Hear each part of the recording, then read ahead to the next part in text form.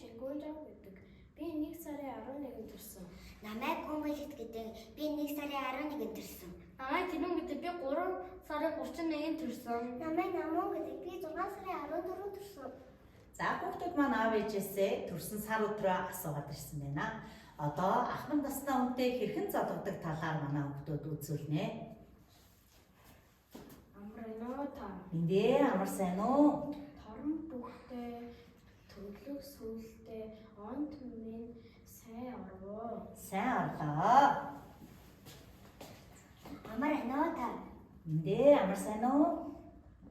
Тарган тахтай сайн хавардаж байна уу? Сайн аварчиж байна. Амрано та.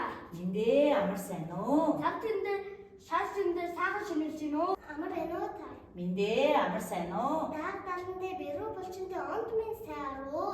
Сайн орлоо, сайн аруу. Сайн. За одоо хүүхдүүд маань үе тэнгийн яг 1 сарын 11-нд төрсэн 2 хүүхэд байсан учраас энэ 2 хүүхэд маань хэрхэн зодохыг харуулна. За Чингүнжав, Гүнбэлэт хоёр маань 1 сарын 11-нд төрсөн байна. За яаж зодох вэ? Амар аноо. За ингээд гараа зөрүүлдэг байна. За дараа төрсөн өдөр сарын ялгаатай найзууд хэрхэн зодохыг. Амар аноо. За ингэж зодогдог байна.